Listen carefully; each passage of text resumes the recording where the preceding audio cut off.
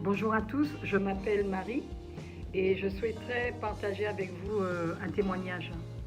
C'est-à-dire c'est quelque chose qui m'est arrivé il y a quelques années, mais je ne fais pas cette vidéo uniquement pour les chrétiens. Je fais cette vidéo pour tous ceux qui voudront bien l'écouter parce que c'est quelque chose d'important.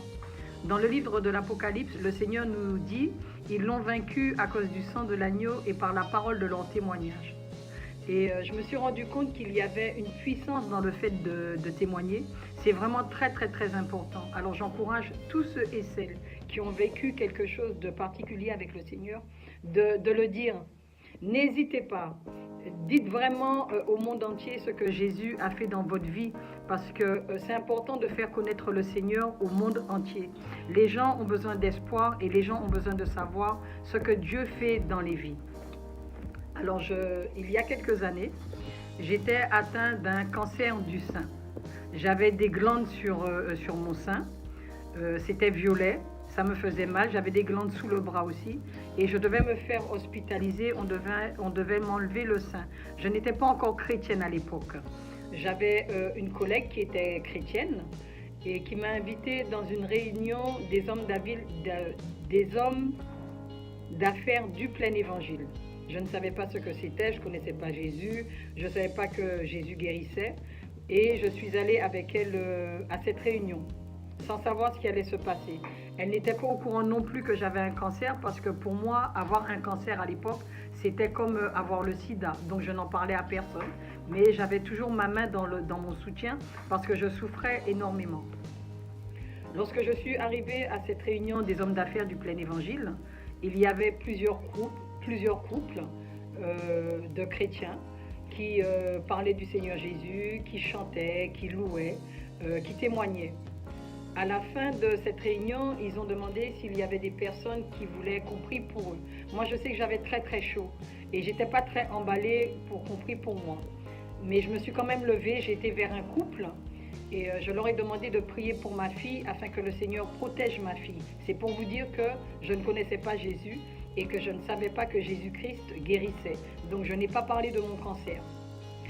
Quand je leur ai dit de prier pour ma fille, ils ont prié pour moi, mais qu'en langue. Je ne connaissais pas le parler en langue non plus. Donc ils ont prié en langue et je suis retournée m'asseoir à ma place. Quand je suis sortie de cette réunion, j'ai remis ma main dans mon soutien comme d'habitude, parce que c'est où j'avais cette douleur. Et à mon grand étonnement, il n'y avait plus de glandes, il n'y avait plus de douleur, il n'y avait plus rien. Je regarde dans mon soutien-gorge, je ne vois plus de bleu, je ne vois plus rien sur ma peau. J'étais surprise, j'étais étonnée, mais je n'en ai pas parlé parce que je ne savais pas que Jésus-Christ guérissait. Et le fait que je ne leur ai pas demandé de prier pour moi pour la guérison, mais de prier pour ma fille, donc personne ne pouvait savoir que j'étais malade. Mais le Seigneur me met à cœur de faire ce témoignage. Pourquoi? Parce qu'il y a peut-être des personnes qui vont écouter cette vidéo et qui sont malades. Il y a peut-être des personnes qui sont désespérées au verdict des médecins et qui ne croient pas à la guérison, qui ne croient pas au miracle. Mais moi, je peux vous le dire parce qu'aujourd'hui, je suis convertie, je suis chrétienne, je suis née de nouveau. Je peux vous dire que le Seigneur Jésus guérit, c'est la vérité, il guérit. Les miracles existent aussi, c'est la vérité. Partout où le Seigneur m'envoie témoigner, il y a des guérisons qui se font. Je lui donne toute la gloire et je veux vraiment que le nom du Seigneur soit élevé parce qu'il y a une puissance dans le fait de témoigner et je ne crois pas que quand le Seigneur nous fait témoigner, c'est pour que nous puissions prendre sa gloire. C'est pour cette raison que je ne mets pas mon visage parce que je veux que le nom seulement du Seigneur soit élevé et glorifié. Je veux que vraiment toute la gloire aille vers lui.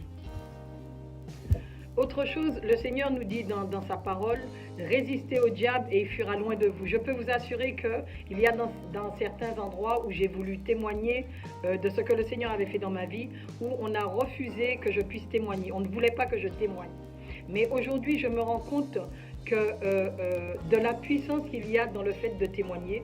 Je me rends compte de la puissance qu'il y a dans le fait de dire au monde entier ce que le Seigneur a fait dans nos vies, parce qu'il faut vraiment qu'il soit connu partout dans le monde entier. Il faut vraiment que les gens reviennent vers le Seigneur, se tournent vers lui, parce qu'il y a beaucoup de grâce avec le Seigneur. Il fait grâce à qui il fait grâce, il fait miséricorde à qui il fait miséricorde. Et aujourd'hui, je peux dire au monde entier que le Seigneur m'a fait grâce. Pourquoi je vous dis ça? C'est parce que la semaine dernière, en allant travailler, j'ai une collègue qui m'interpelle, qui n'est pas chrétienne, et qui me dit « Marie, ça fait plusieurs fois que je t'entends dire la même chose et à chaque fois que je t'entends parler, il y a quelque chose qui se passe dans mon cœur. » Parce que je lui disais, s'il y a bien une chose que je hais au monde, c'est la méchanceté et c'est la haine. Et je leur disais, je demandais à mes collègues d'arrêter avec leur méchanceté. Mais je ne leur disais pas ni que j'étais chrétienne ou pas. Mais ma collègue, sur ma façon de parler, était touchée parce qu'à chaque fois, je leur disais d'arrêter avec leur haine et leur méchanceté. Et la semaine dernière, elle m'a posé une question. Elle me dit, Marie, ça fait plusieurs fois que je t'entends dire la même chose. Est-ce qu'il s'est passé quelque chose dans ta vie avec le Seigneur? Alors je lui dis, oui, effectivement, il s'est passé quelque chose dans ma vie avec le Seigneur. Elle m'a dit, tu n'es pas obligé de me dire, c'est peut-être une question personnelle. Si tu veux bien me dire, sens-toi libre. Alors je lui ai répondu que oui, effectivement, je vais te dire ce qui s'est passé dans ma vie et je lui ai donné mon témoignage concernant la guérison de mon sein du cancer. Je lui ai expliqué comment le Seigneur Jésus, dans sa grâce, dans sa miséricorde, avait touché mon sein et comment je n'avais plus eu besoin d'aller à l'hôpital pour qu'on puisse me le couper, que j'avais refait des radios et que les médecins n'avaient plus rien trouvé. Quand j'ai dit à ma collègue ce témoignage, la présence de Dieu s'est manifestée. C'était vraiment le temps de Dieu, c'était le temps pour que mes collègues puissent entendre parler de Jésus-Christ. Il y a eu une présence.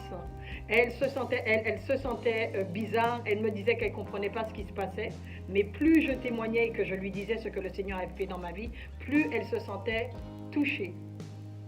À la suite de ce témoignage, mon responsable est sorti de son bureau comme une furie, comme un fou. Et il a commencé à m'agresser, à m'insulter et à crier sur moi. Et je me suis rendu compte que c'est le fait que j'avais témoigné au sein de mon travail que l'esprit qui l'animait a été dérangé. Il n'a pas supporté que je puisse témoigner et que je puisse dire ce que Jésus avait fait dans ma vie. Et le Saint-Esprit m'a parlé par rapport à ça et m'a dit, tu vois Marie, c'est ça le discernement. Tant que tu ne témoignais pas, il ne disait rien. Tu ne savais pas qui il était. Et le fait que tu as témoigné et que tu as dit à ta collègue ce que le Seigneur Jésus-Christ avait fait dans ta vie, il est sorti de son bureau comme un fou enragé. L'esprit qui l'animait a été dérangé. Je me suis rendu compte comment il était important à nous, enfants de Dieu, de dire au monde entier ce que Jésus a fait dans nos vies. Je vous encourage. Je vous encourage à dire à tout le monde ce que le Seigneur fait dans vos vies. Je vous encourage vraiment à résister au diable parce qu'il fera tout pour que nous puissions nous taire et ne pas dire au monde ce que Jésus fait dans nos vies. Il faut que le nom de Jésus soit élevé partout. Il faut que la gloire revienne au Seigneur. Ce n'est pas notre gloire. Dieu ne partage pas sa gloire avec un homme. Rendez-lui sa gloire. Dites au monde entier ce que le Seigneur fait dans votre vie parce que c'est important. À la suite de cela, ma collègue a été touchée. Depuis ce jour, elle ne parle que du Seigneur. Elle emmène de la louange dans le magasin. On n'écoute plus la musique du monde comme on faisait avant, mais c'est la louange qui tourne le soir quand elle travaille avec moi. Je sais que le Seigneur est en train de la toucher profondément et je crois que dans peu de temps, elle donnera sa vie à Jésus. Si nous sommes enfants de Dieu, si nous sommes chrétiens, et que nous avons reçu Christ dans notre cœur, si nous nous proclamons du nom de Jésus-Christ, nous ne pouvons pas rester insensibles à la souffrance du monde. Nous ne pouvons pas rester la bouche fermée. Il est important de dire aux gens ce que le Seigneur fait. Il est important de prier pour les gens. Il est important d'aimer les gens, même ceux qui nous font du mal. Il faut les aimer, il faut les bénir, parce que c'est le message que le Seigneur nous a laissé. Je tenais vraiment à faire cette vidéo parce que je me rends compte de cette puissance dans le fait de témoigner. Je le répète encore. Je continuerai encore à témoigner. Je continuerai avec la grâce de Dieu à résister au diable, à ne pas rester la bouche fermée parce que les gens doivent être touchés. Il y a trop de personnes qui souffrent, non seulement de maladies, mais qui souffrent d'autres choses encore. Alors, s'il vous plaît, je vous encourage à ne pas avoir peur, à ouvrir votre bouche, à dire aux gens ce que le Seigneur fait dans votre vie. Il y a encore plein de choses que Dieu a fait dans ma vie. Il m'a délivré de l'alcool, il m'a délivré de la cigarette, il m'a délivré de la fornication, il m'a délivré d'énormément de choses.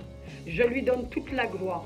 Je le répète, je ne mets pas mon visage volontairement, pas parce que j'ai peur des représailles, parce qu'avec Jésus-Christ, on est plus que vainqueur, mais je veux tout simplement que les yeux se tournent vers lui et non vers moi, et que toute la gloire lui revienne à lui et à lui seul. Je voudrais clôturer ce témoignage par une prière. Je voudrais vraiment prier pour toutes les personnes qui vont écouter ce témoignage. Si tu es malade, si tu as des problèmes, quel que soit le problème que tu peux avoir dans ta vie, mets ta confiance au Seigneur Jésus. Parce qu'il nous a dit aussi dans le psaume 118, mieux vaut mettre sa confiance en l'Éternel que de se tourner vers les grands. Mieux vaut mettre sa confiance en l'Éternel que de mettre sa confiance dans les hommes. Alors toi qui es en train de m'écouter, mon frère, ma soeur, le non-chrétien, toi qui es en train d'écouter, mets ta confiance en l'Éternel et il agira. Au nom de Jésus-Christ de Nazareth, il agira. Parce qu'il y a une puissance dans le nom de Jésus. Éternel Dieu Tout-Puissant, Dieu 3 fois Saint, je te donne toute la gloire.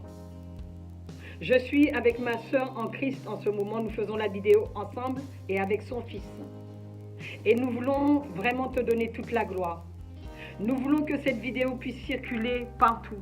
Nous voulons que le maximum de personnes soient touchées, soient bénies, soient guéries. Au nom de Jésus-Christ de Nazareth. Seigneur, nous avons le droit légal en tant qu'enfants de Dieu de nous tenir devant ton trône de gloire et de grâce parce que Jésus est rentré définitivement dans le ciel pour nous.